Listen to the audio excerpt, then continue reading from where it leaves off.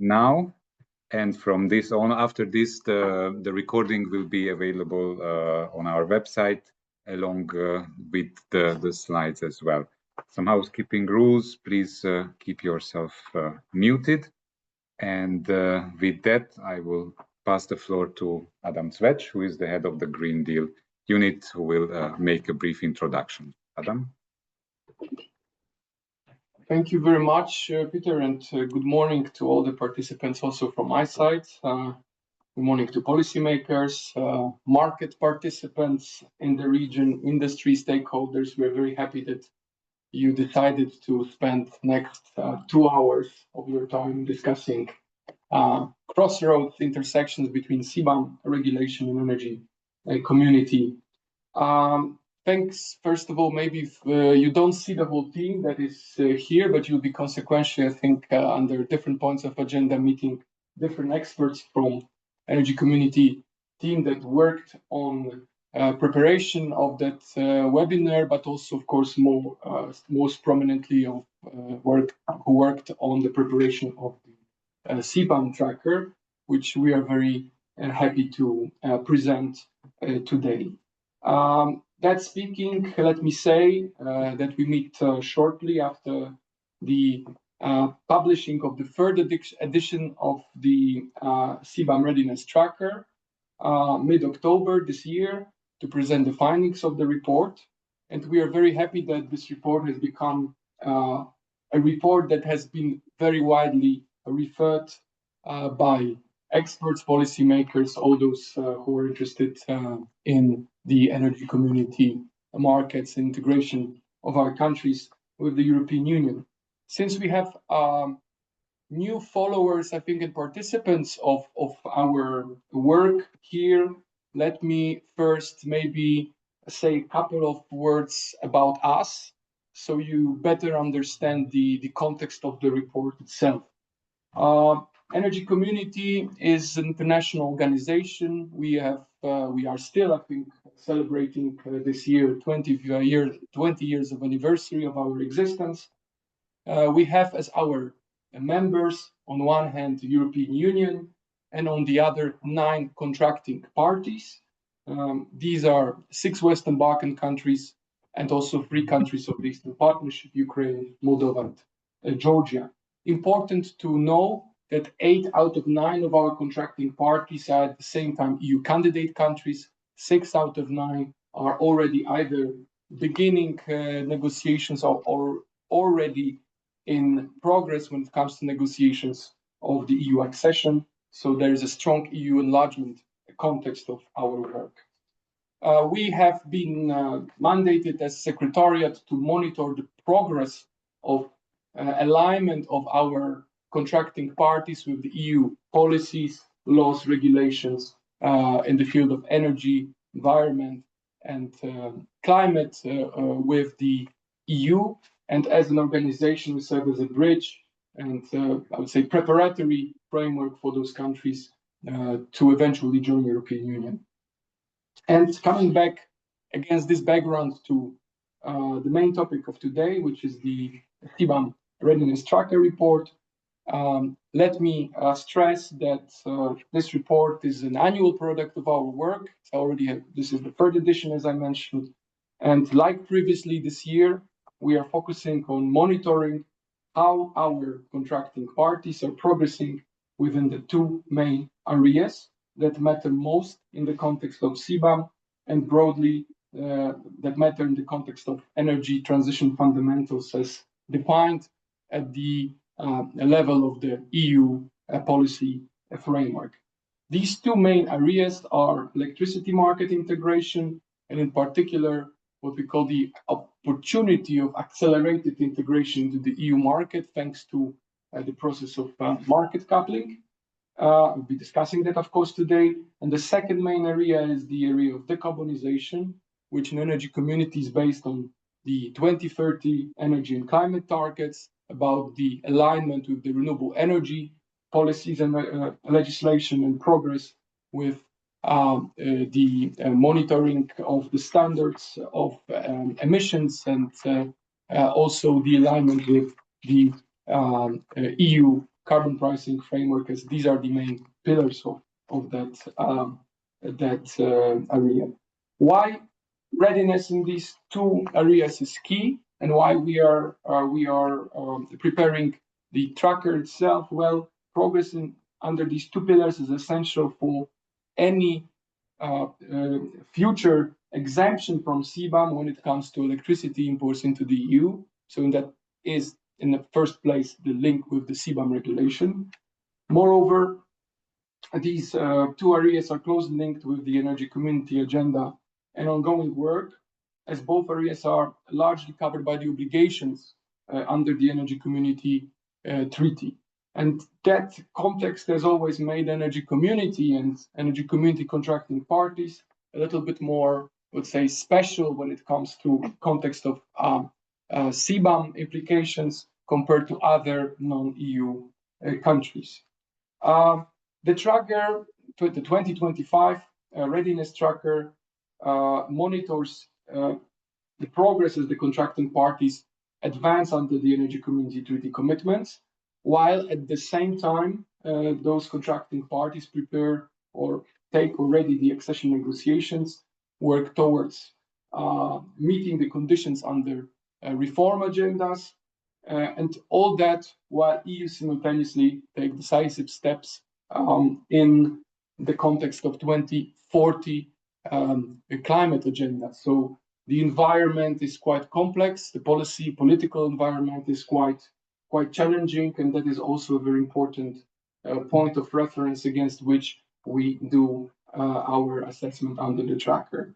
What we know, and we'll be discussing that in more details, is that the progress so far, even though tangible, is not yet sufficient to secure an exemption at this stage when it comes to the exemption for electricity imports into the EU. And as of 1st January 26, energy community contracting parties will be subject to CBAM fees.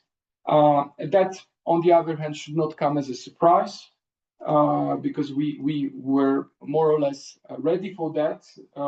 We knew that it's coming.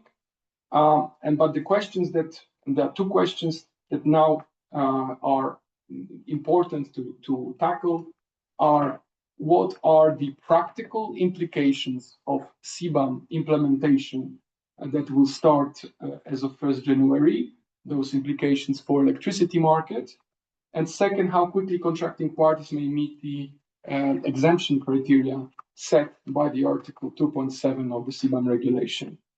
In this context, let me also say a few words about the role of the Secretariat. We have to say first that CBAM regulation is not part of the energy community acquis. However, given its intersection with what is already covered by the energy community, we have, for the last 3 years, focused quite strongly on fostering dialogue, information exchange with the main stakeholders, while highlighting CBAM's potential effect on our region and electricity markets. In line with our mandate to monitor the implementation of energy and climate acquis, we engaged in targeted outreach to power companies, traders, other stakeholders that export electricity to the European Union, and who are therefore subject to directly or indirectly to CBAM rules. In 2025, CBAM featured prominently in our work, which spanned from quite important discussions at the Athens Electricity Forum in June to the technical event we co-organized with the European Commission colleagues in Brussels in early July, and also, of course, political discussions that we have been continuously held with the within the Ministerial Council, so the political framework of energy community as an organization. And to conclude this introduction, the aim of our efforts when it comes to the substance and assessment has been twofold. First, it's always been our key message to signal to our contracting parties the risks of not taking decisive actions to advance reforms, while at the same time recognizing that there are tangible, that there is a tangible progress already made. And we have been also underscoring the importance of aligning with EU policies and legislation on the electricity market, green transition, decarbonisation, in order to, if exemption is not yet possible due to the lack of fulfillment of conditions, to mitigate the impacts of CBAM. And the second important aspect, which we will very much focus today, and the tracker is focusing today, is to our work focused on identifying and mapping potential unintended negative impacts of CBAM on electricity market, of CBAM on electricity market integration, and to communicate those findings on behalf of stakeholders, on behalf of contracting parties to the European Commission as a proxy between the region and European Commission on the other hand. And against these two main considerations, we're going to present the tracking findings today. Before just giving the floor to Peter to continue, let me say two short disclaimers. Also, one is that please note, some of you are very familiar with our work, but some a bit less, that please note that our focus is primarily on electricity sector, even though indirect effects on electricity also certainly influence other CBAM sectors, but we focus on electricity, as this is the mandate of our organization. And the second important disclaimer is that as the CBAM regulation is not part of the Energy Community Treaty, we would like to refrain from what is probably very interesting to all of you and equally to all of us, but we'd like today to rather refrain from speculating about possible legislative next steps and leave it to the European Commission, who are of course owner of the legislation. We would not wish to discuss that today. However, of course, this is a very important background context of the discussion today as well. Thanks a lot once again for your time today. Peter, the floor is yours. Please guide us through the first part of the meeting. Thank you very much. Before we dive into the specific areas, let me just say a few words about the context of our tracker. So as was mentioned, we do this report every year. So the information which you see in it covers the period until September 2025. Since then, in some of the areas, there have been some new developments, and these ones you will also hear today. As it was mentioned, what we see is there are generally some positive signs of developments, both when it comes to the market coupling, but also in the decarbonisation part for renewable energy, and also the movement in carbon pricing. That said, this tracker is the very last one before the start of the CBAM's definitive period. So in a way, next year, our focus will be more looking at the impacts of CBAM on the electricity market. And that activity cannot be done through annual reports. So for that, we are planning to complement this tracker by more frequent, for instance, quarterly reports and snapshots of how the market fundamentals in the contracting parties and in the neighboring EU member states look like, just to try to map the impacts of CBAM, if any, on the markets. And with that said, I would like to pass on the floor to our electricity unit colleagues led by Jasmina Tkur, who will introduce market coupling. Jasmina? Thank you, Peter. Thanks to all participants in today's workshop for taking the time for this very important topic for the energy community. And if you have seen the agenda, the title of this part of the agenda is actually market coupling and maintenance of integrated electricity market. So I would here like to actually start from the notion of maintaining integrated electricity market and say that we are actually not in that business. We are in the business of accelerating integration of the electricity market of contracting parties with European Union member states, namely into the single European market for electricity. What accelerated integration means is that we want to reach the stronger and higher level of integration than we have it now. Even though now we are already very well integrated, we have huge electricity trades across the region. But most prominently, what we want to achieve in the next step is the full integration into single day-ahead and intraday coupling with the European Union.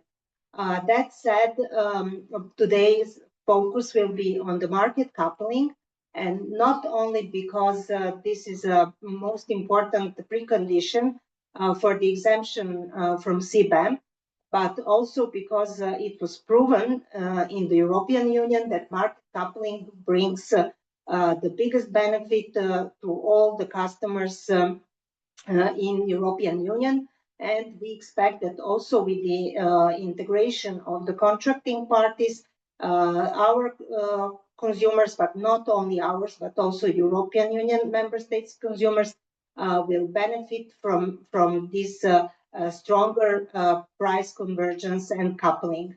However, today's presentation will highlight so far achievements in that respect, and my colleagues Tamara Ninkovic and Martin Martinovski will present where we stand at this moment, and I will not take much of their time, but I would just like to highlight that good news of this acceleration is that so much is ongoing these days in this aspect that CBAM tracker, even though freshly released, is already outdated in certain elements, and our colleagues will highlight this today.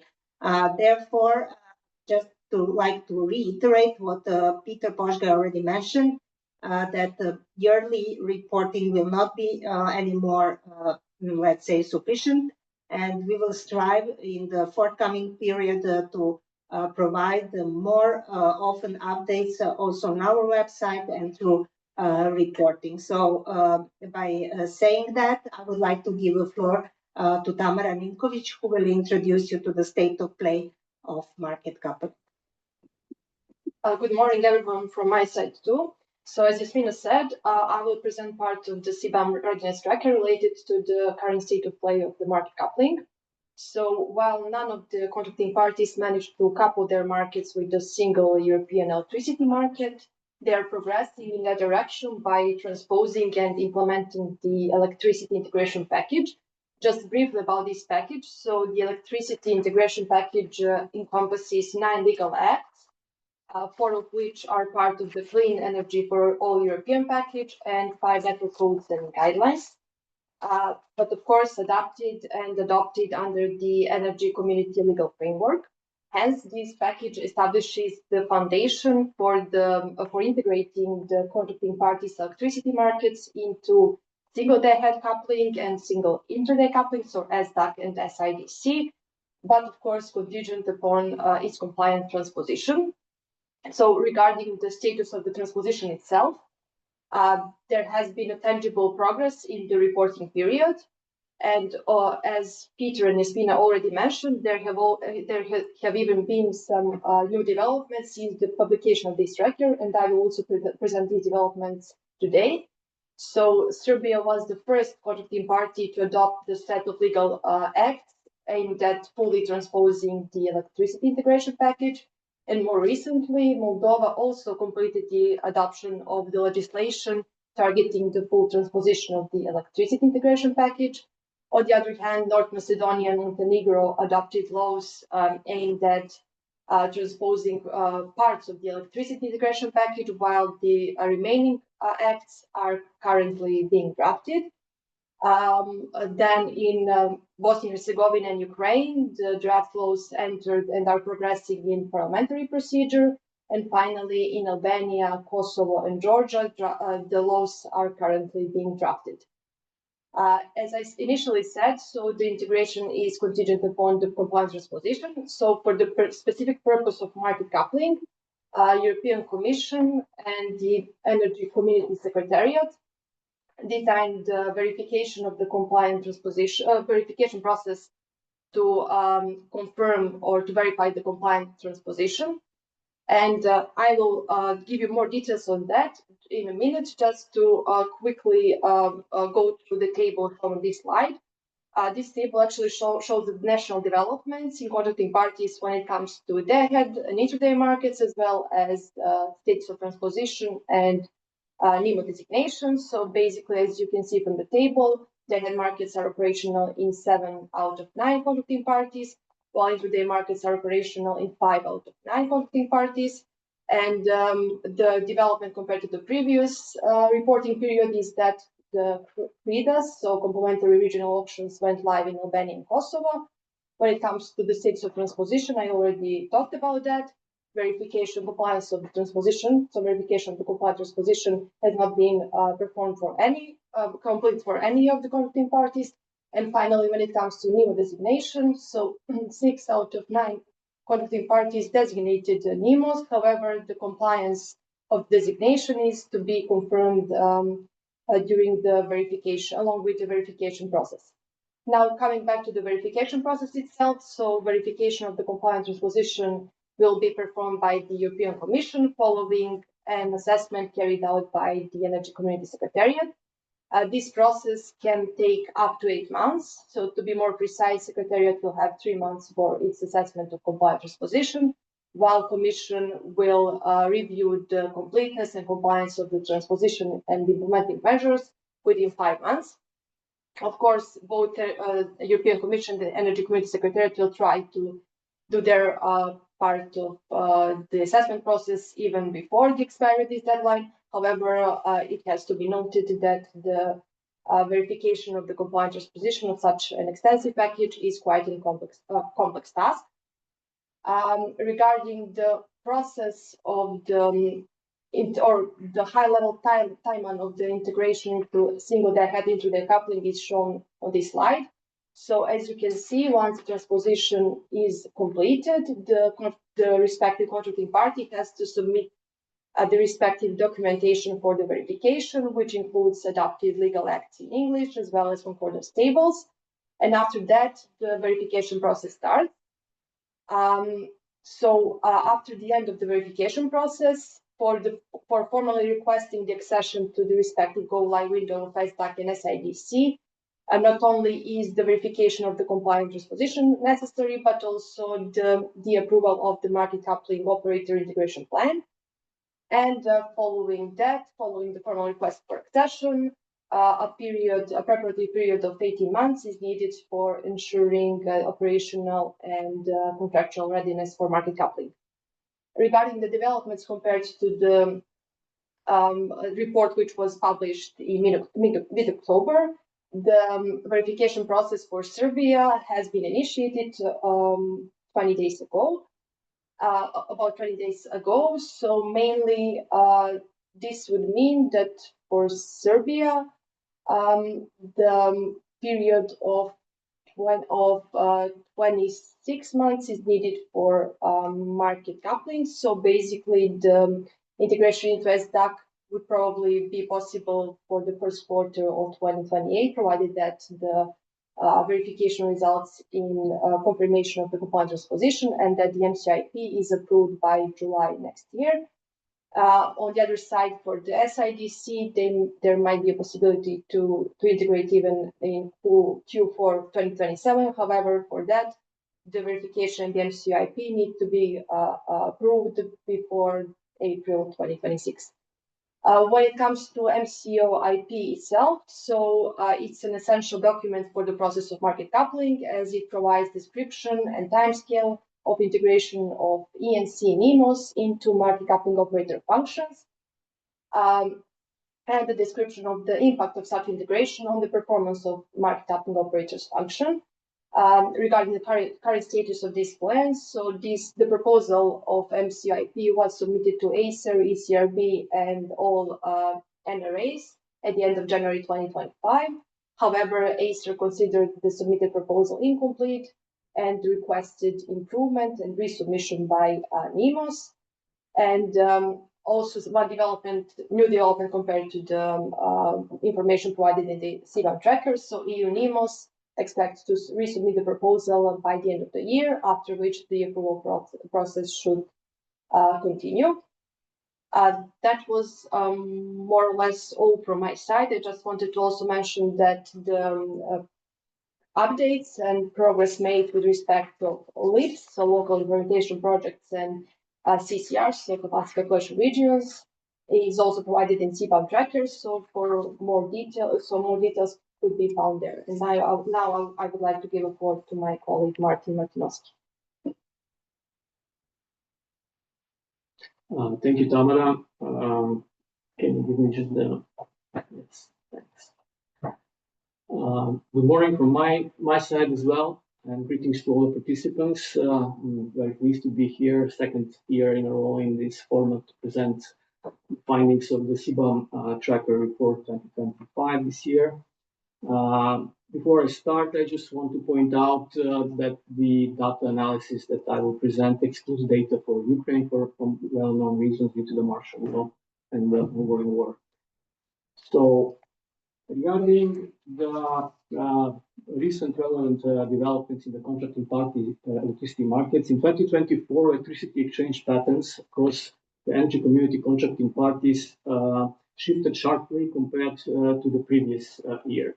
So the record high net export surplus of 2023 turned into a much more balanced and almost import-oriented situation.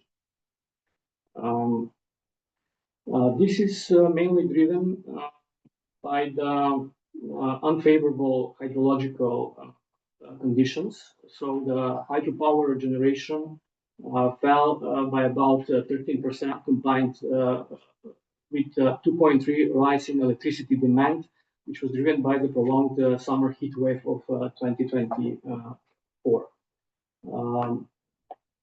Hydrology in this year, 2025, appears even less favorable, but that will be analyzed in the following report next year. So when we are examining only the Western Balkan 6, the region shifted from a net export of over 6.7 terawatt hours in 23 to just something less of 0.5 terawatt hours in 24, which represents a dramatic turnaround within 1 year. Now, in this context, we have to consider the configuration of this regional power system, which provides essential context for this analysis. Namely, the Western Balkan 6 contracting parties are surrounded by EU member states, positioning them as natural transit corridors for cross-border electricity flows. As the table on the right illustrates, most contracting parties, Serbia, North Macedonia, Montenegro, and Albania, recorded commercial electricity flows to the EU far exceeding their own export balance, I would say.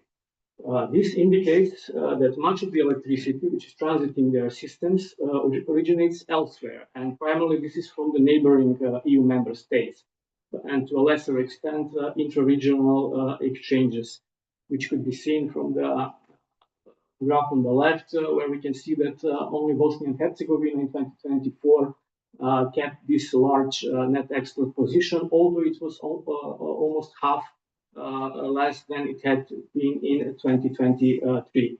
And also Montenegro had, let's say, some slight net export position.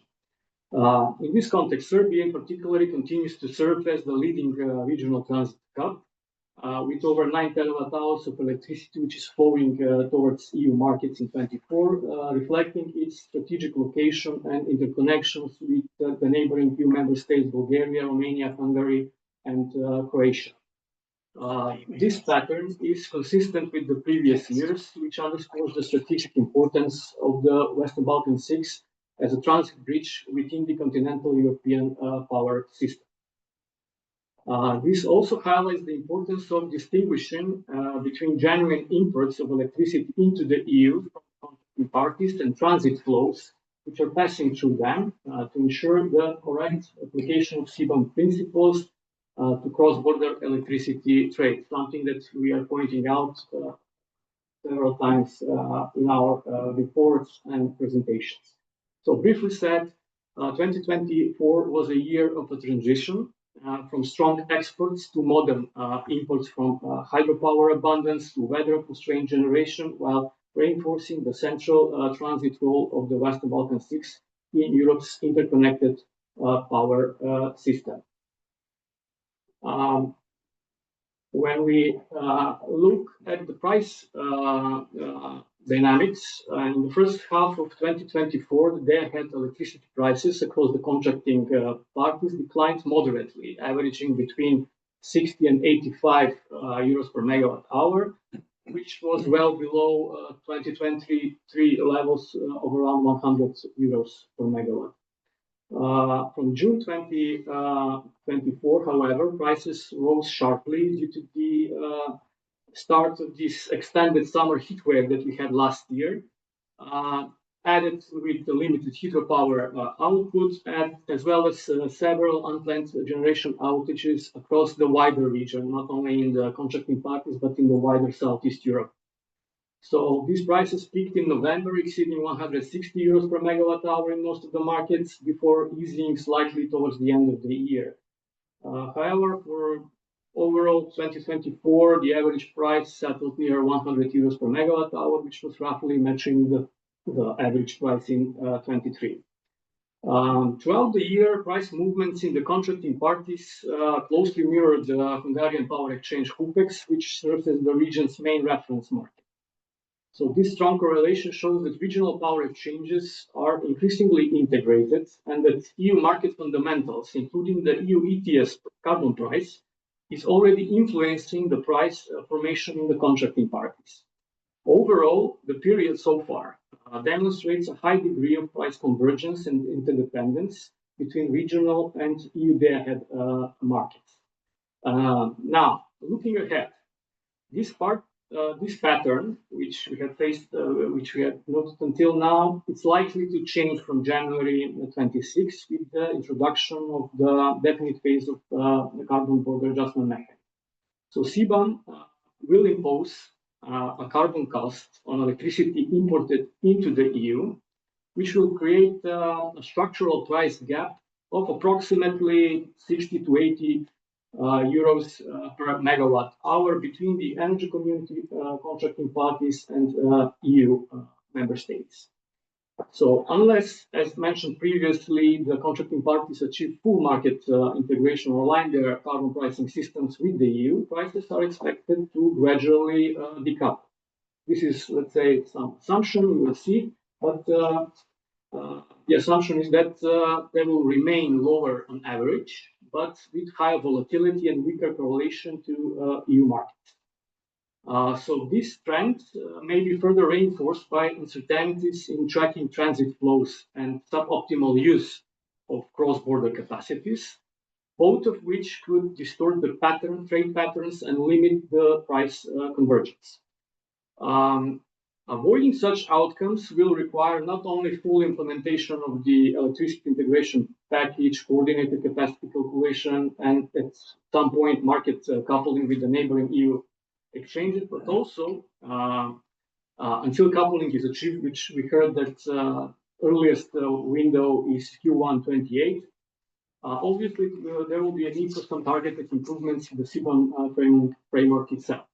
So these improvements should primarily focus on enabling mechanisms for accurate tracing of the transit electricity flows, and for a proper treatment of low carbon and renewable generation, including hydropower, which is likely to be exported to the EU during the periods of surplus. So the data from 2020 to 2024, and including this year, the trend is similar in this year as well, clearly demonstrates how closely the contracting markets align with the EU price dynamics. Yet, the coming years will test the resilience of this integration, as CBAM-driven carbon price differential, combined with this transit and capacity constraints, will eventually take effect and might disturb the whole integration.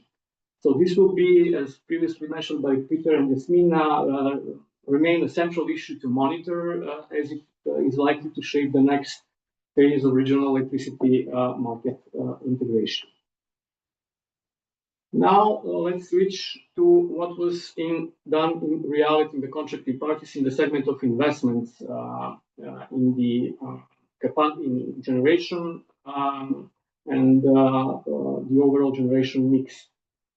So after a strong rebound in 2023, the total electricity generation across the energy community, excluding Ukraine, as I mentioned, declined by 5.7% in 24, reaching 88.6 terawatt hours. Even with this reduction, the output stayed slightly above the 5-year average, confirming a degree of structural stability and diversification.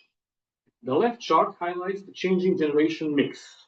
So coal-fired generation dropped by more than 3 terawatt hours compared with the 2019-23 average, which is a continuation of its long-term downward trends. So although the coal still remains relevant in the regional mix. Overall, the coal output in 2024 was 14% below the 2020 levels, with the steepest declines in Montenegro and North Macedonia, while Kosovo unfortunately registered a modest increase. The only major capacity change was the 350 megawatt Kostolac battery lignite unit in Serbia, which was commissioned at the end of 24. At the same time, the graph shows clear gains from renewable sources.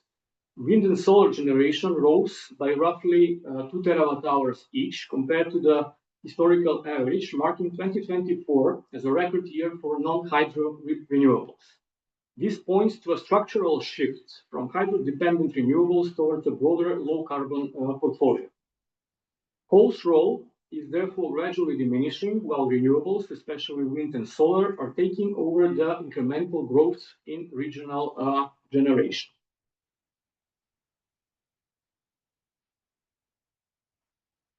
The following chart illustrates how new capacity additions are driving this transformation.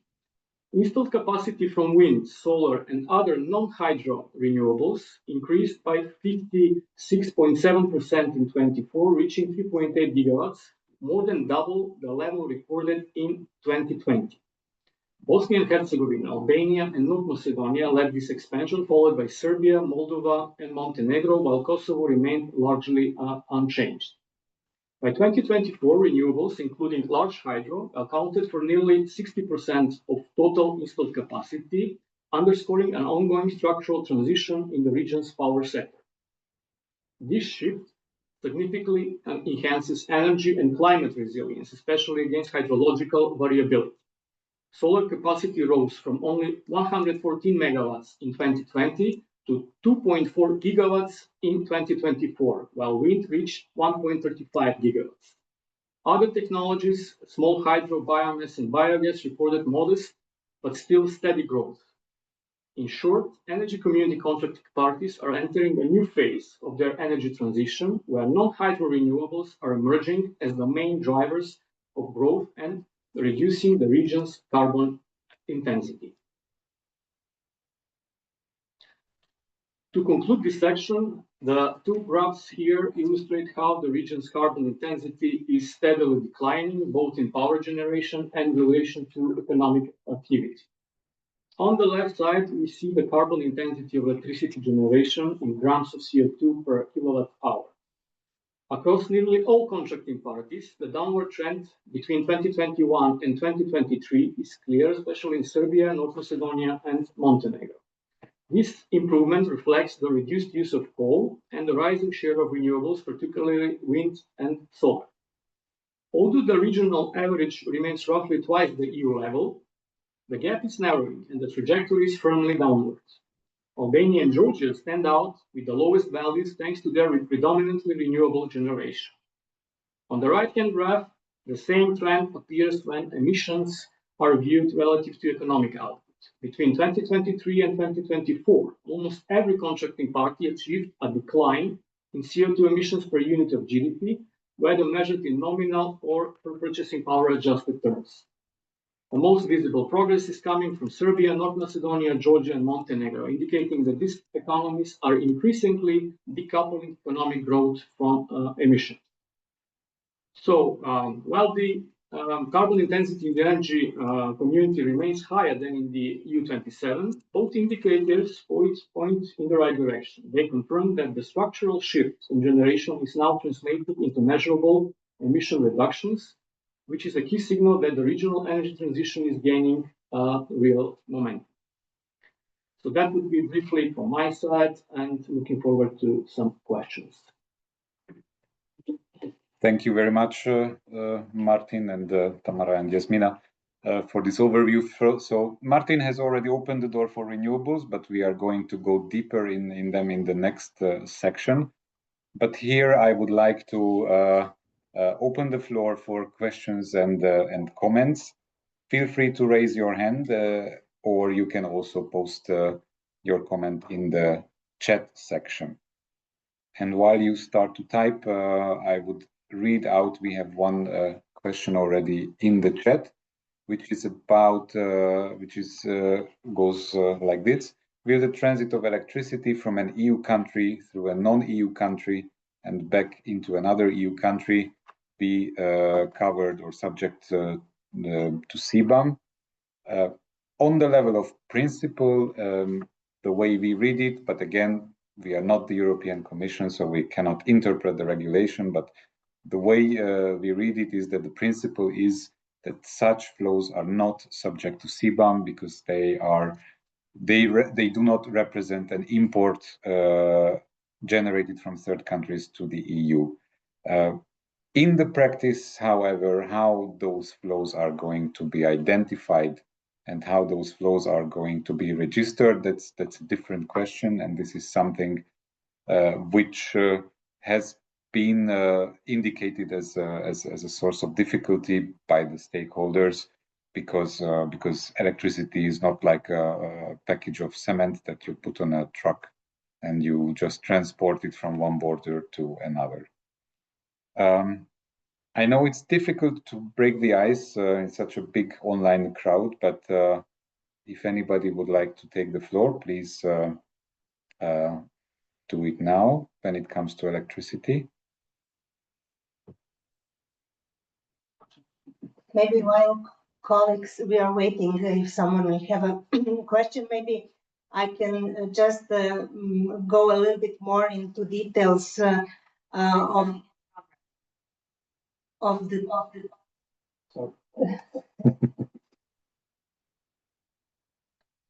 Can I now?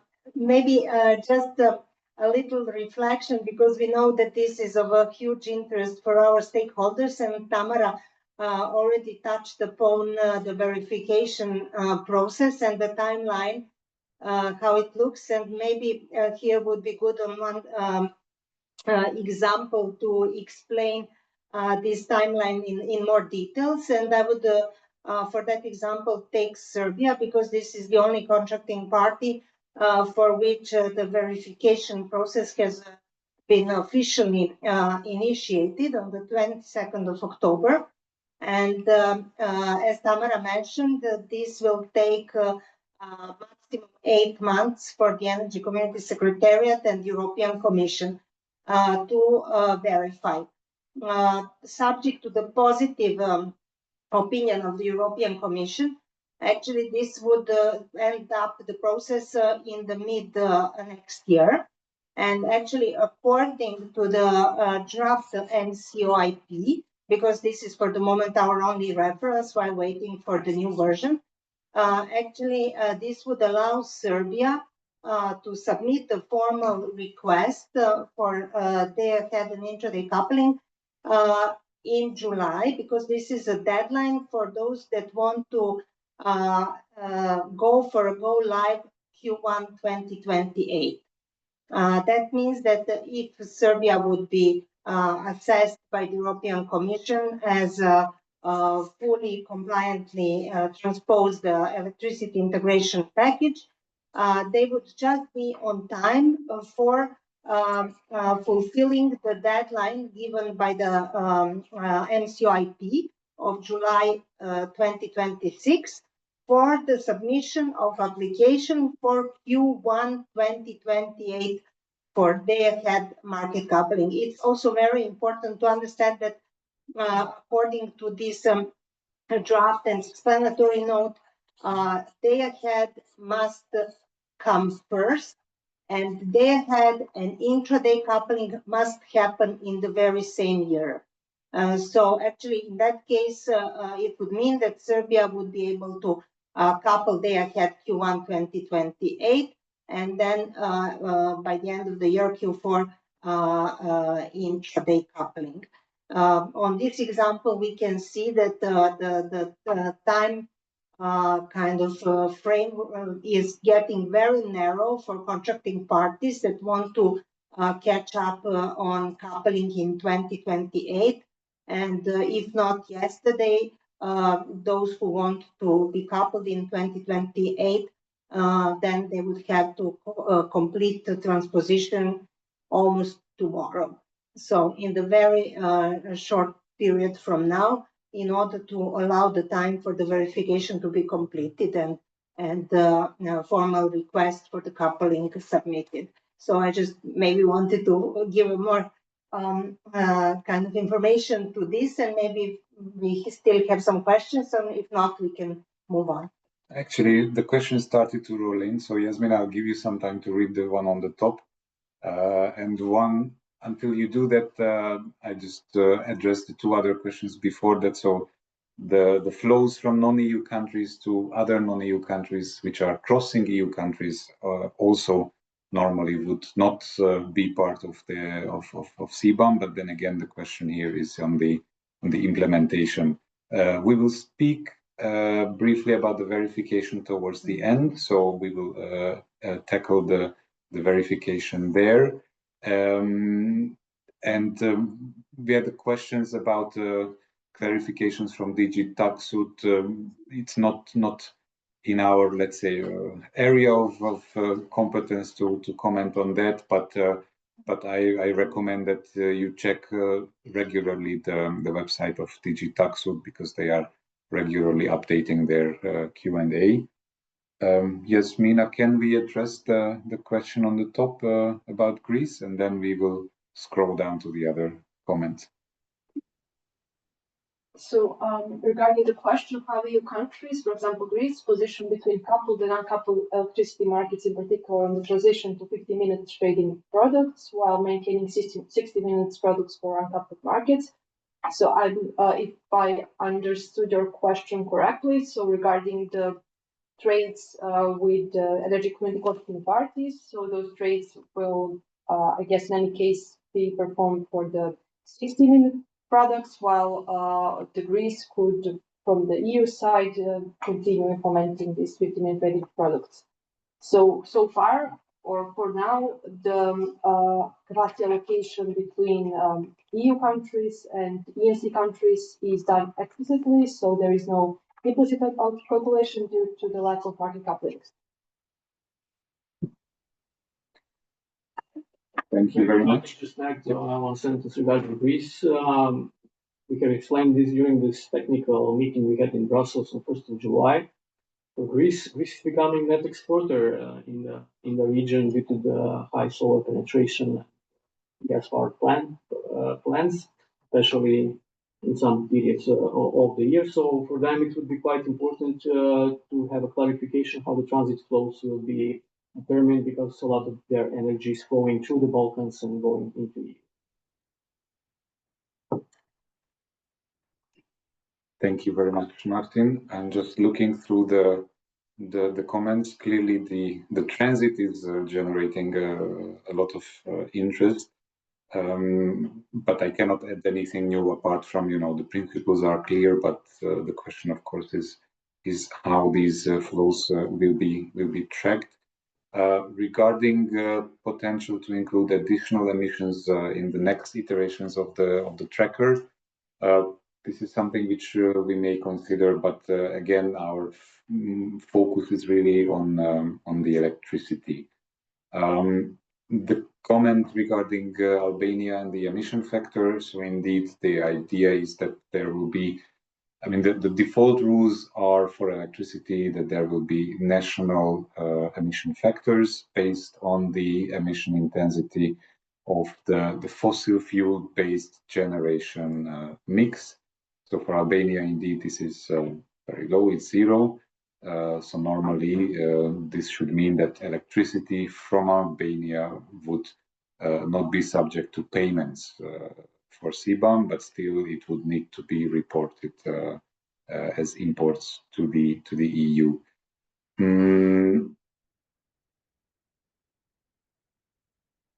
The CBAM infrastructure for electricity. I'm not sure it's fully clear what you mean, but just very plainly, so everybody who imports electricity to the EU, regardless whether this is a trader, whether this is an industrial user, whoever imports into the EU will be subject to CBAM.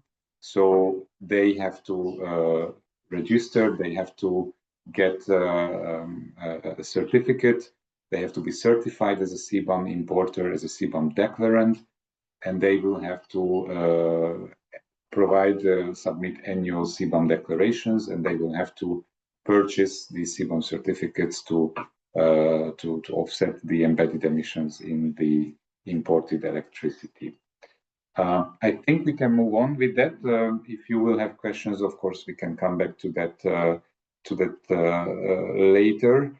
And I would like to ask Naida to continue with the presentation. You should have the remote, and we will now take a deep dive into renewables. Thank you, Peter, and good morning to everyone from my side. My name is Naida Hausman, and I'm leading activities related to renewable energy in Energy Community Secretariat, and I will provide you a couple of insights on what's happening in renewables or what we actually covered in this year's transition tracker. So first of all, to start with the targets, I think it haven't been mentioned so far during the presentation, but just as a general information for you, energy community contracting parties, similarly to EU member states, have to adopt their national energy and climate plans, and which will include or already include 2030 targets for renewable energy, energy efficiency, and emissions. These targets are determined based on the Ministerial Council decision of the energy community, which proposed national targets for each contracting party. So far, we have 6 out of 9 contracting parties which have adopted their national energy and climate plans, and unfortunately, Bosnia and Herzegovina, Kosovo, and Montenegro have not done so yet. So for 6 countries which adopted, we use the data from the adopted national energy and climate plans, and for those who did not, we use from the draft plans which were delivered to Energy Community Secretariat. So on the left side, you can see overall renewable targets, which consist of 3 sectorial targets, targets for electricity, transport, and heating and cooling. The blue bar represents 2030 target as outlined in the NECP. The green bar is the target achieved at 2023 according to Eurostat data, and you might see the gray dots. Those are the targets as adopted by Energy Community Ministerial Council. You can see that most of the contracting parties have actually followed the recommendation or request from the Ministerial Council of Energy Community, besides Serbia, who have a slightly lower target for renewable energy, but have provided justification in their final national energy and climate plan. Here we outlined only the electricity sectorial targets. Martin mentioned before that we have a quite increase in renewables capacities. However, as you can see on this graph, there's still quite a big gap in most of the contracting parties. Therefore, ambitious for renewables will have to increase in the next years. We are already at the end of 2025, so 2030 is quite close. And as we know, it takes a couple of years, especially, for example, for wind projects to be constructed. So that means that the pipeline should already start being implemented. In the report itself, you can find also targets for transport and heating and cooling. Unfortunately, Those sectors are way less advanced than the one on the electricity, in particular in transport. Most of the contracting parties, unfortunately, have not yet transposed their obligation from Renewable Energy Directive related to sustainability criteria for biofuels. Therefore, even those who have some biofuels cannot count them towards the achievement of the targets until the legal framework is in place. It's quite similar in heating and cooling. Over there, contracting parties achieve targets to some extent or are advancing in achieving the targets. However, the big question is use of biomass, for which, again, sustainability criteria from RED 2 will have to be implemented against, and this will give the full picture for the achievement of overall renewable 2030 targets. The next area we analyzed in the report itself is the support schemes. Many of the contracting parties of energy communities switched from feed-in tariffs, administratively set feed-in tariffs, to market-based support schemes. And actually, most of these capacities in the past year which were added are coming from the feed-in tariffs. However, good news is that there is feed-in tariffs, or in some cases also from self-consumption, which is gaining a momentum in many contracting parties. But the good news is that almost all contracting parties, besides Bosnia and Herzegovina, have started with the implementation of auctions.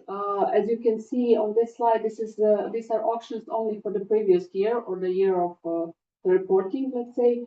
But you can see that there are different mechanisms under which the auctions are implemented. In many cases, those are contracts for difference.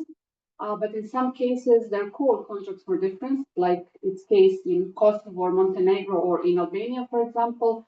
But in practice, that means that renewable producers are granted with a fixed PPA, which will be converted at some point to contract for difference.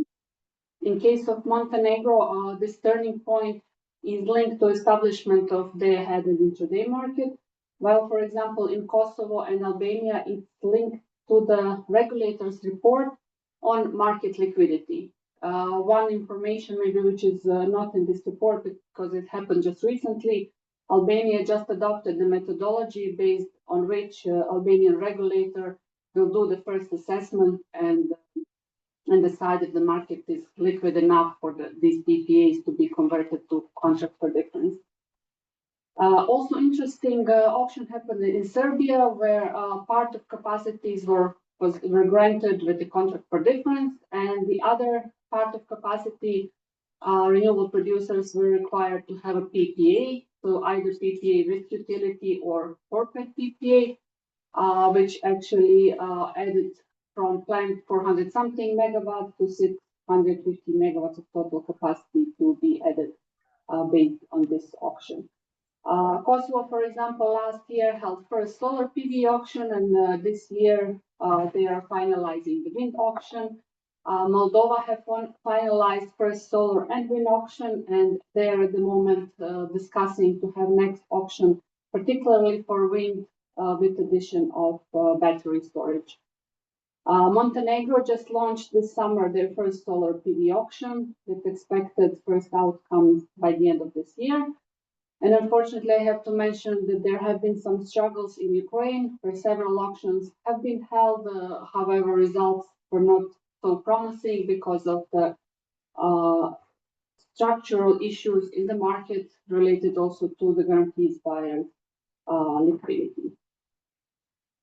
The next topic we covered here in the report are guarantees of origin, so certificates proving that certain quantity of electricity is coming from renewable sources.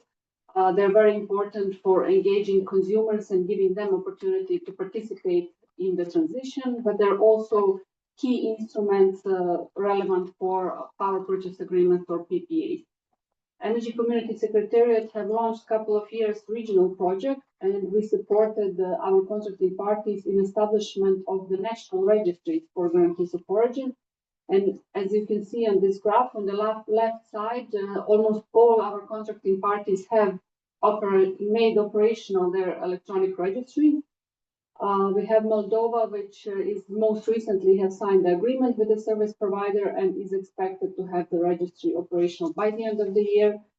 And unfortunately, only one entity in Bosnia and Herzegovina, Federation, does not still have registry in place. Serbia, as in many other areas, is the most advanced in this context. They have made system operational and fully aligned with the European standards years ago. Serbia is full member of the AIB, Association of Issuing Bodies, and have full system of disclosure in place and is publishing its residual mix.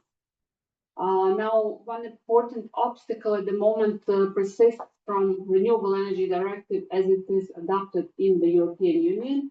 According to Article 19.11, guarantees of origin from third countries cannot be recognized in the EU unless there is agreement between the EU and third country.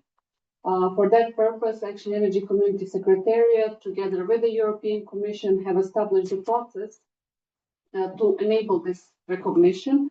At the moment, the European Commission have shared a draft decision to be adopted by Energy Community Ministerial Council at the end of 2026 and is discussing the criteria for this mutual recognition with energy community contracting parties.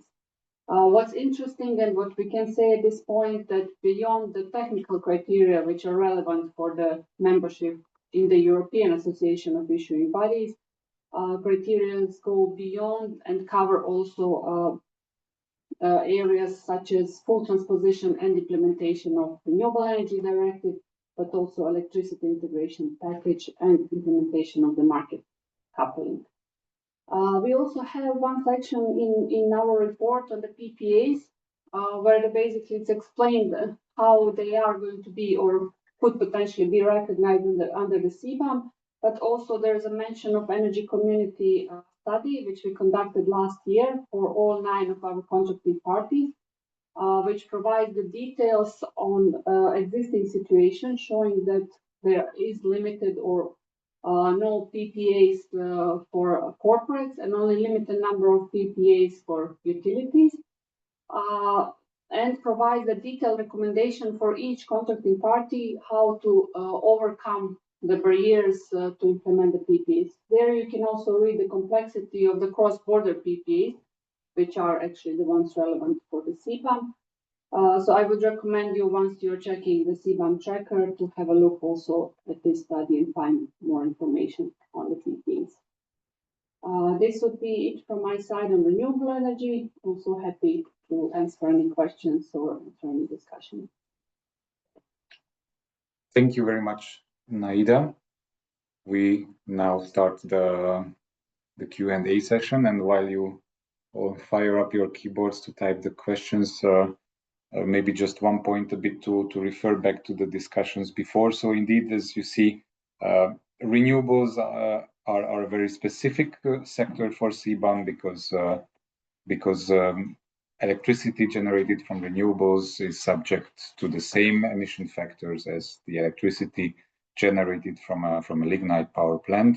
So this is one of those unintended impacts which the stakeholders and us identified that needs to be addressed under CBAM, because if the principle is that there should be a level playing field for electricity producers in the EU and in third countries, then this should also mean that renewable energy, electricity, which is not subject to the EU ETS, should also not be subject to the CBAM payments in the contracting parties. But please, if you have questions or also comments, something which you feel you're to share with the others, feel free to take the floor, ask for the floor, or add in the chat. Before you ask, there is no clarification on the role of PPAs from the European Commission, and there is no additional guidance either on how one should anticipate or identify the physical network congestion, which is one of the conditions for using actual emissions for renewables. So we will not be able to address those questions. I don't see any comments. Maya Rashovic from EFT. Maya. Yeah, hello everybody, Maya Rashovic from Energy Financing Team. I just wanted briefly to ask you, we understand that there is no implementation acts yet from EU Commission, but we wanted to ask you if you maybe have more details on will these acts will be available before the end of the year? And could we expect for the rationalization of the criteria we were mentioning here with regards to renewables as well as with regards to the transit? Just to explain shortly why we ask this, we consider it important because the level of the fee to be paid in case there is different guidance or different treatment during 2026 is prohibiting. Meaning, if there is no clear guidance on these two, on transit and on renewables, and I think the people who are here attending could agree on that, it would be very difficult for any market participant to continue normal activities. Thank you, Maya. What I can share. Thank you, Maya. What I can share is what is in the public domain that the Commission is working on implementing acts to specify some of the rules, including how the emissions will be calculated for the period starting from January 2026. So these rules should normally come out before the end of the year. They might even be subject to public consultation on the Commission's website. But again, these are implementing rules, so the basic principles which are in the CBAM regulation, they will continue to apply without any changes. And when it comes to guidance, again, we are of course following very closely any new developments, but we haven't seen any new guidance from the Commission. We start to have a couple of questions regarding renewables, so maybe Naida, we could tackle them. Yes, the question on the guarantees of origin. So indeed, the certificates serve as a proof that certain quantity of electricity is coming from renewable sources. For example, suppliers can use them on their final bills to prove to consumers, and they're used as an instrument for the PPAs for the same purpose. But I presume the question if it can be used in the context of CBAM, and the answer for now is no. So CBAM does not envisage any use of guarantees of origin as a proof for the exported electricity. And yeah, the rest I think is more related to electricity. But Peter, if you want to answer, but just maybe to mention also to promote a bit our renewable investment conference, which is happening next week in Ljubljana. Peter will be moderating CBAM panel, where in particular we are going to discuss how to shield, if possible, renewable producers. Unfortunately, physical places are fully filled, but you can still register on our website to join online and to follow detailed discussion on how to support renewable producers in the context of CBAM. Indeed, don't forget to register for the Ljubljana event. Going on the other questions, so the level of CBAM payments, there will be detailed rules coming out on that. So keep your eyes open for those. But in principle, the payment will be linked to the average weekly EU ETS price, which now is around 70-80 euros, and this is something which is expected to increase. And this also, it will be linked to this national emission factor. Now we are speaking of CBAM payments for electricity as an imported good. And then you have these national emission factors, which range from 0, like for Albania, to 1 point something, for instance, in Serbia or in Montenegro. So where you have more lignite and more fossil fuel based generation, this is roughly around 1. These figures come from the IEA and they are continuously updated. So for, let's say, 1 megawatt hour of electricity, you can anticipate roughly, if the emission factor is around 1, you can anticipate an additional cost of 50, 60, 80 euros, depending on the EU ETS price. Then about electricity produced for self-consumption. If something is not connected to the grid, this does not appear in the electricity mix. This is a quite relevant question because consumers are largely coming in all of the contracting parties, and the figures are becoming more and more significant. And the contracting parties have to find a way how to estimate those values and to include them in the energy balances. It's a difficult task because they don't have access to the data that is behind the meter, you know, and it's something that has to be worked out at European level. There isn't, let's say, quick solution for this challenging task to include all that data which is now not accounted for. And all relevant institutions, including Eurostat, has to find a way how to estimate those values. Just maybe also one comment from my side on the question from Damir, because here you refer to self-consumption. I understand for industrial production, which is yet another aspect of CBAM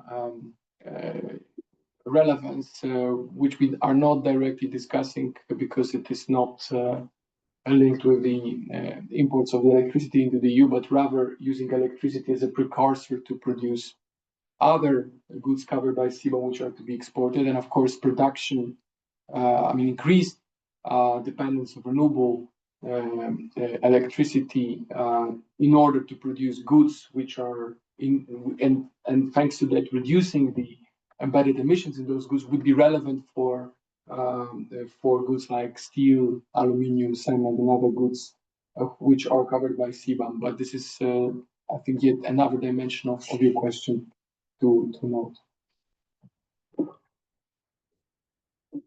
Yes, and this is also a bit to reflect on the last point by Axel. Venturing onto the other areas, cement, fertilizers, etc., in relation to electricity, it opens up a whole new chapter, which we don't have time today. But indeed, this is how the electricity and how the emissions from the electricity used for producing those goods also has a very complex set of questions and rules, starting from how you incorporate the electricity from your own solar panels to what happens if you have a PPA with the renewable producer, if you're an industrial facility, how the emissions are taken on board there. But Axel, I'm sorry, please allow us not to go into the details for the benchmarks. Even though I know that our upcoming speaker, Monica, is all about benchmarks and decarbonization and ETS. So I would like to pass on the floor to her. Now we will enter the full green decarbonization dimension of our monitoring for CBAM. So Monica, as soon as you receive the remote, we will continue with our webinar. Yeah, thanks, Peter. I'm all about low carb for sure. So for those of you who don't know me, hello, good morning. So before afternoon, my name is Monica Figai, and I'm joking that I'm the greenest face in the Secretariat, responsible for climate change and just transition. So if you allow me, I'll take a quick but deep dive into the whole decarbonization scene of the energy community, which is actually building on what Martin and Naida have already said. Basically, decarbonization in the energy community is still work in progress. But to be fair, we have quite difficult starting points, because if you look at the share of electricity being produced from coal, these are quite high numbers. I mean, one of our contracting parties even has 90% of electricity coming from coal. However, as Martin already mentioned, coal is decreasing. And we still have a long journey before us. Naida talked about the 2030 targets. We also have our greenhouse gas targets for all of our contracting parties. So we know what is the end game. The big question for the energy community is how to get there. And one of the most efficient tools there are for combating, reducing emissions are actually carbon pricing systems. And the EU has already shown this, having its emission trading system, which has reduced actually over half of its overall emissions by this year, I think. So if we did a bit of a theoretical exercise and we took the Western Balkans 6 and played a little game of transposing the EU ETS price on these emissions, we would actually end up with a very large bag of money, around 2.4 billion euros, that could have been generated as revenues for the government. Now, this figure is quite big. At a Just Transition Forum 2 years ago in Skopje, EBRD floated around the number that the cost of just transition for the Western Balkan 6 up to the year 2030 would actually be around 10 billion. So just by introducing carbon pricing similar to the level of EU ETS, you would actually be able to gather around 1/4 of this amount required for decarbonizing the energy sectors of the Western Balkans. Now, in the CBAM tracker, we also take a look at coal phase-out date and just transition in general. So basically going beyond the decarbonization of the energy sector, but looking at the social and economic impact of that process. And here we do see some progress in the sense that at least we see changes in the planning of just transition. So more and more thought is given in the region in formulating transparent and clear pathways of decarbonizing the energy sector while addressing all these impacts. As of now, we actually have 3 just transition plans adopted in the region for North Macedonia, Serbia, and Ukraine on the state and regional level. So we do see more thought being put into the process, how the energy sector would look like in the future, while taking into account all the related aspects.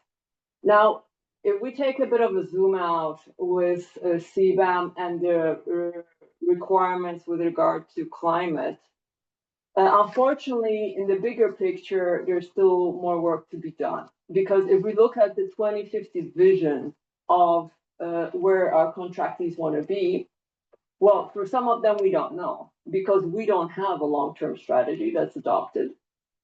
Some of them have adopted a long-term strategy, but unfortunately, it does not point to climate neutrality by 2050. That means that some of our contracting parties see still net emissions being generated in 2050.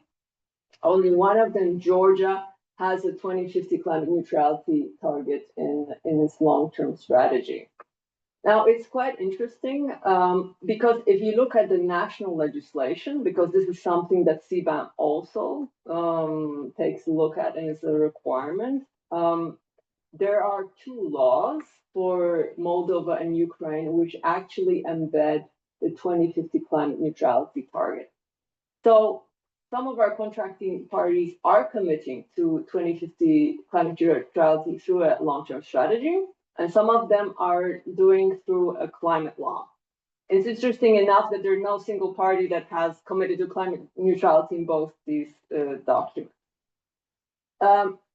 There is also the beginning of a process of establishing carbon pricing in the region. So this is the second, I think, trend, a positive trend, apart from the planning of just transition that we're witnessing in the energy community. So actually the launching of carbon pricing instruments. Apart from Montenegro, which already has an emission trading system since a few years, there is quite a variety of carbon systems being set up. I'll get back to them on the subsequent slide. Why the carbon pricing? Most likely there are 2 drivers. One of them is CBAM, since it is a requirement in CBAM itself. But the other driver is linked to the 2030 emission targets. Because as I mentioned before, carbon pricing is the most efficient tool for reducing greenhouse gas emissions. So most likely, these are the two push factors driving the setting up of the carbon pricing system. To have a carbon pricing system, we need a good MRVA system. So basically, we need to know how much we're emitting in order to be able to put a price tag on it. And we'll have a short slide at the end of this section. Now, taking a look at what exactly carbon pricing means, it actually means various things to various contracting parties.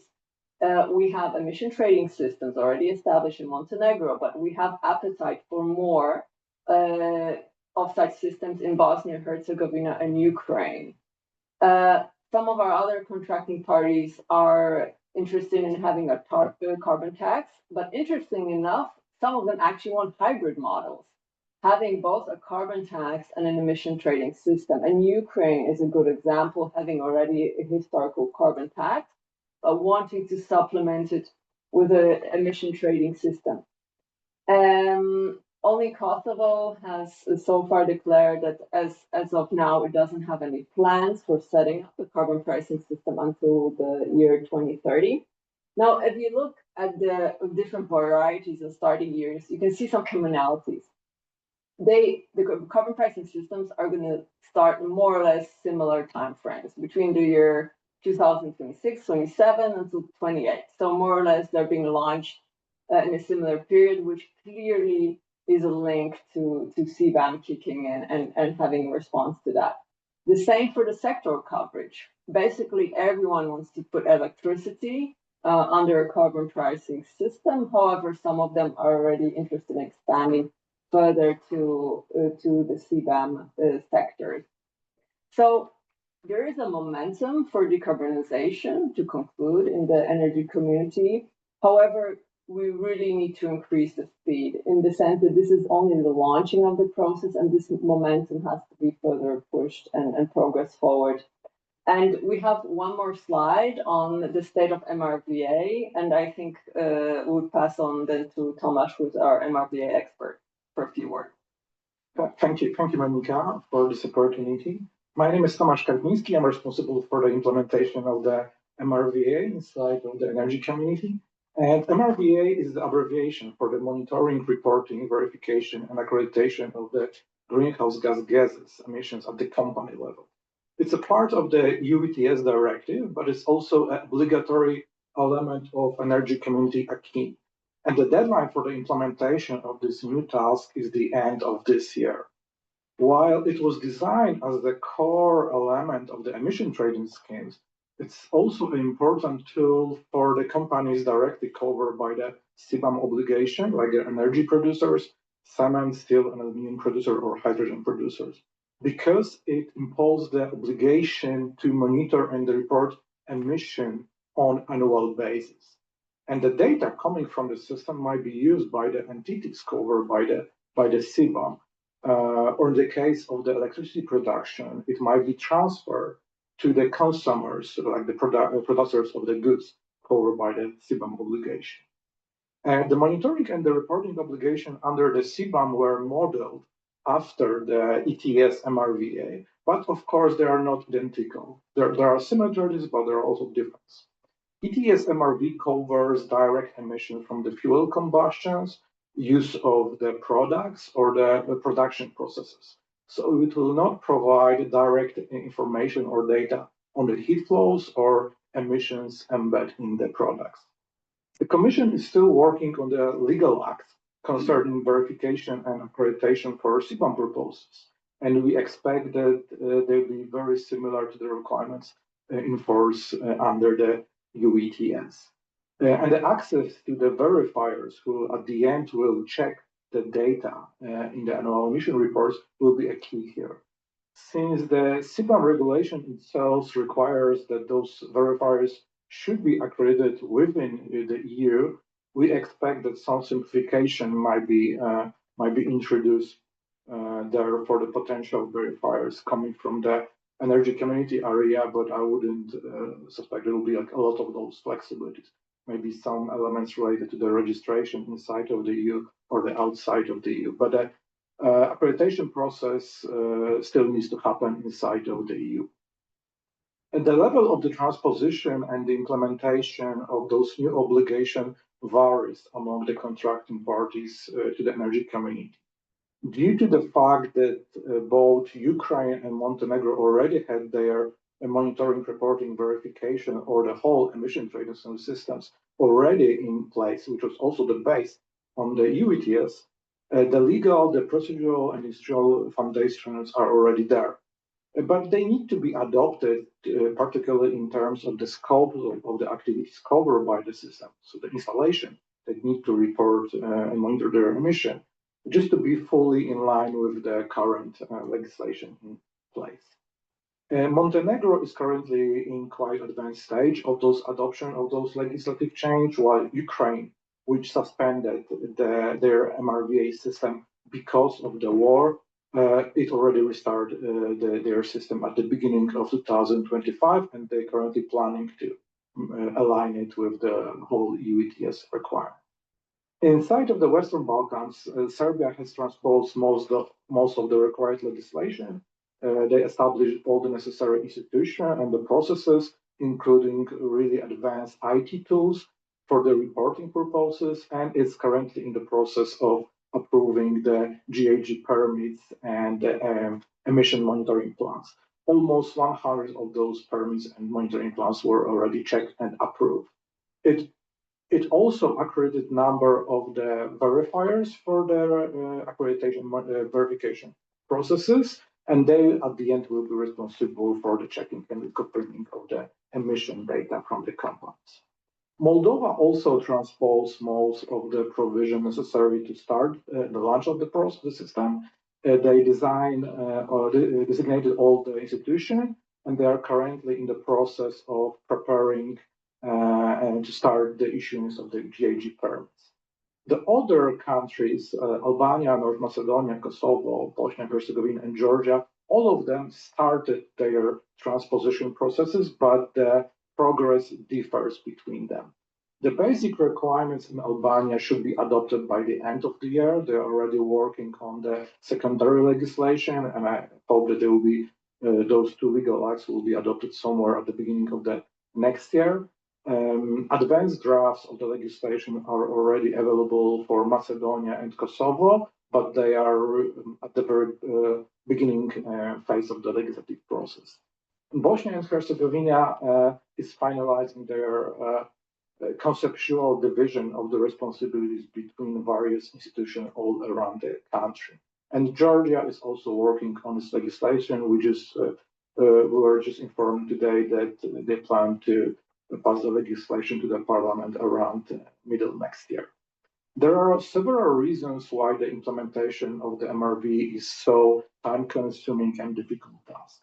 First of all, the legislation is very extensive, very technical, and very complicated.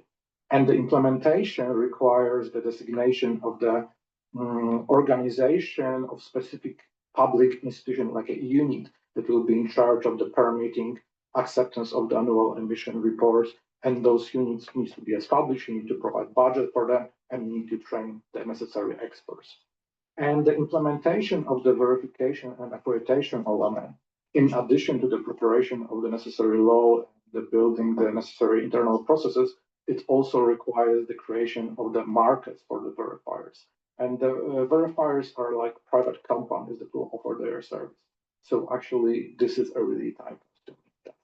So this is how the situation look like. We expect that the MRV will be implemented soon. Some of the countries already doing it, but in the longer term, the data coming from the system might be really useful for the CBAM operators covered by the CBAM, because most of the operators covered by the CBAM will be also covered by this EU ETS MRV.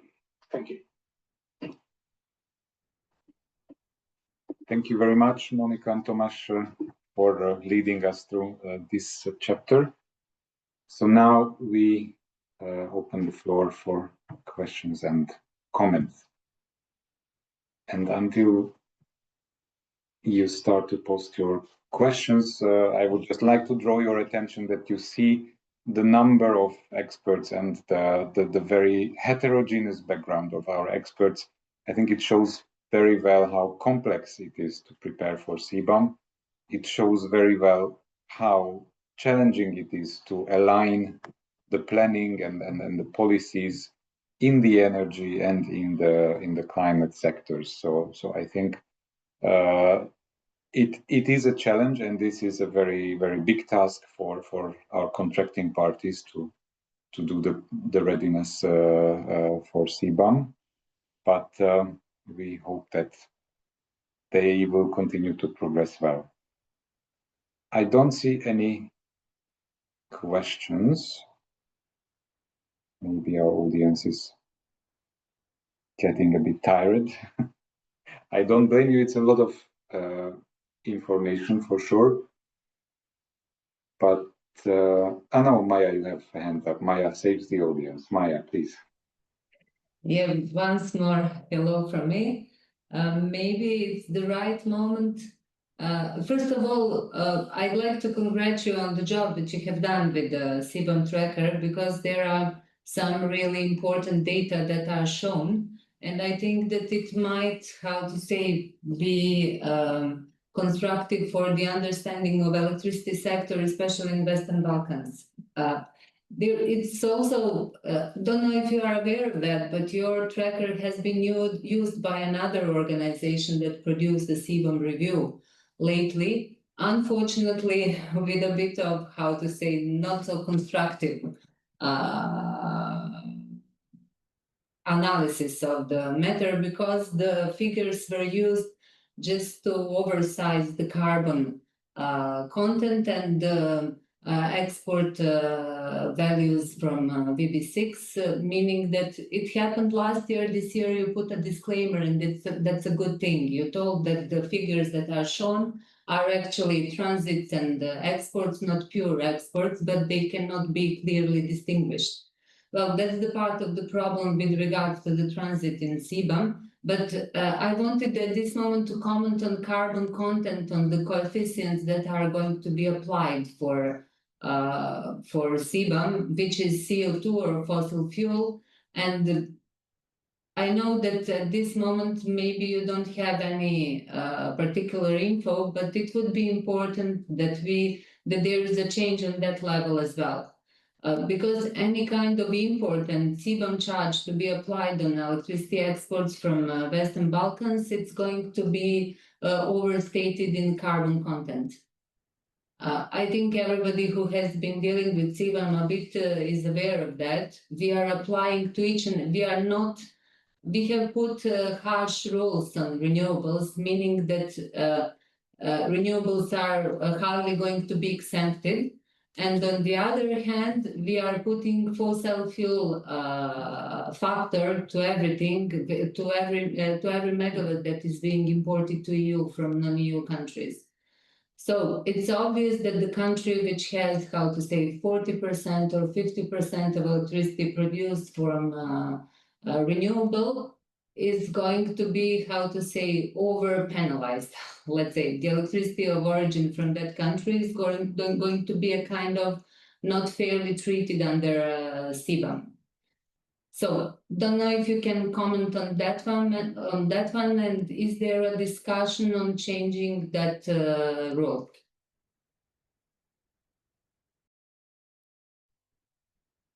Yes, thank you, Maya.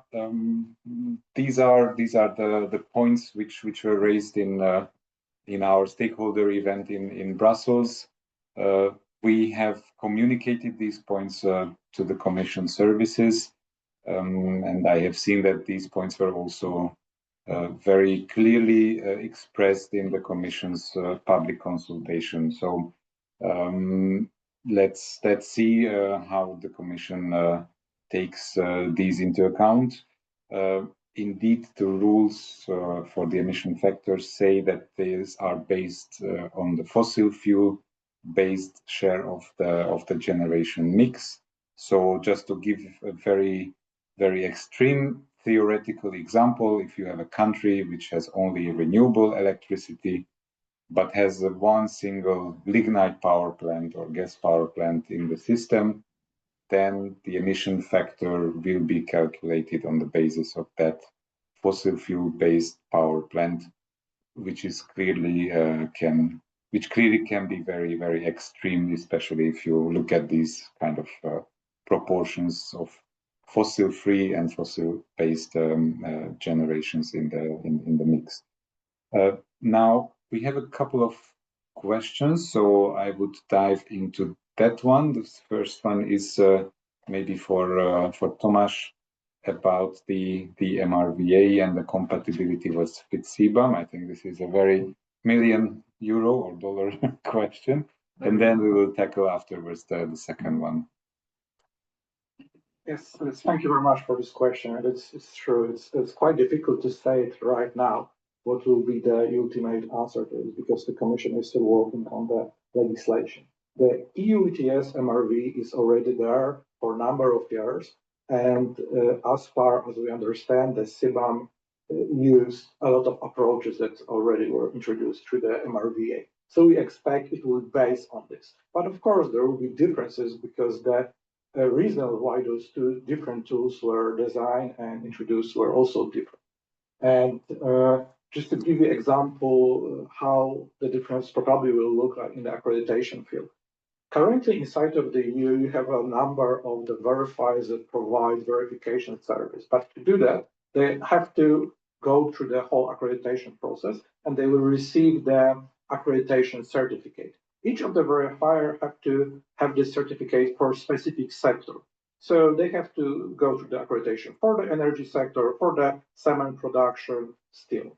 And if they would like, if the current ETS MRV verifiers will also like to provide services for the CBAM proposals, they have to go through the accreditation for this additional certificate for the accreditation only for the purpose of the CBAM, because some of the legislation and some of the rules will be different. So I see there will be some similarities, but there will also be some differences. I think in case of the energy producers, the monitoring and reporting rules will be quite similar.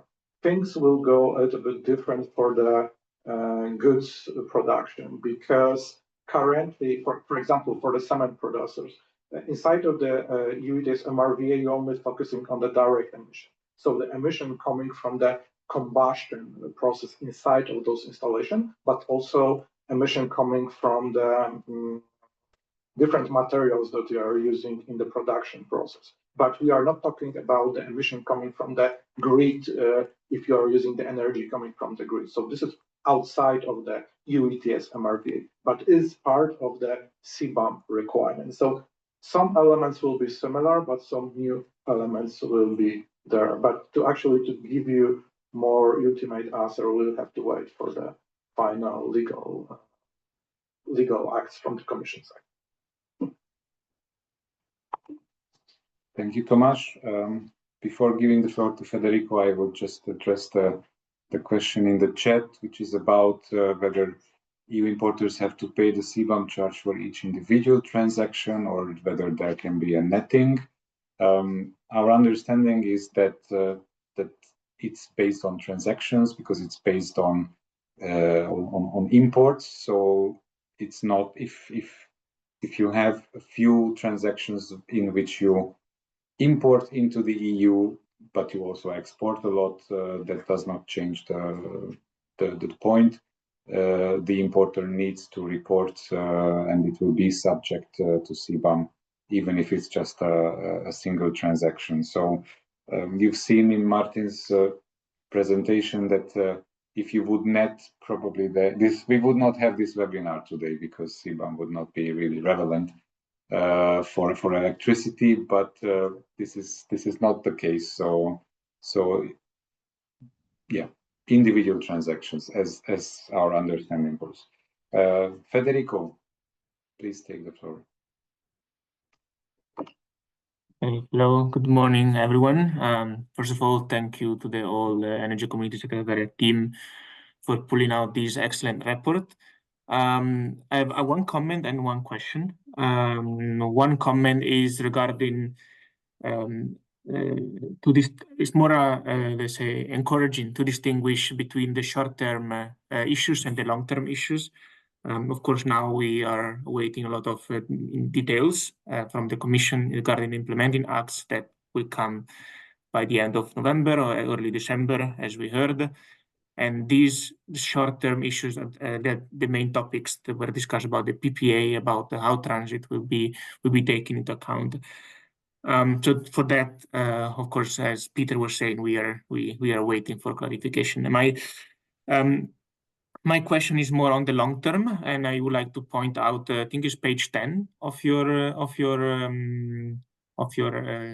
report, which you basically outline all the conditions that are the famous Article 2.7.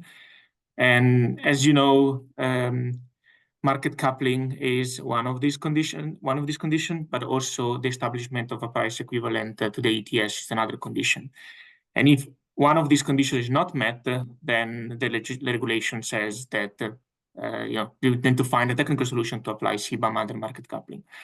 And from the timeline of the carbon pricing, we can see that I assume, but correct me if I'm wrong, that many countries will not be able to meet this article. So maybe more a provocative question, but how, after, to be tackled more in 2026, how do you expect that the discussion on the market coupling coexistence with CBAM will move forward? And if it's something that you will maybe address better in the next edition of the CBAM Readiness Tracker? Thank you. Thank you, Federico, for the non-provocative creative question. Your comments are absolutely relevant and to the point. And as you've seen at the beginning of today's presentations, Yasmina mentioned that because and Tamara outlined this whole process of the market coupling. So basically, already today and tomorrow, the countries, both the administrations and the market participants are working towards a goal which will come maybe in 2 years or longer. So this is a long-term project, and they have to take commitments and they have to make actions now in the short term. And indeed, once they reach the point to be ready to couple, they also need to be able to secure an exemption, because this is how it's written in the CBAM regulation, that you cannot have CBAM enforced on a market which is coupled with the EU. Now, having contracting parties coupled with the EU markets, with EU member states markets, it's not a question. This is a priority both for the EU and for our contracting parties. So indeed, the question how to make sure that this objective can be served. And for that, the conditions in Article 2.7 are key. The way we see it is that the preparations for those have to start as soon as possible. Some of the rules probably need to be a bit clarified by the Commission, how these will look like in practice. And as you mentioned, that for carbon pricing, the requirement is there has to be a roadmap, there has to be a credible plan which outlines the steps towards establishing an ETS, at least for electricity, starting from 2030. So it does not mean that there has to be an ETS before 2030. So this is an important point, but indeed the countries, the contracting parties have to demonstrate and put on the table a plan how they plan to proceed.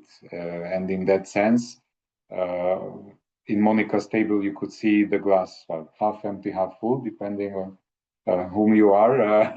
So I would not make a judgment on that, but indeed the work has to continue.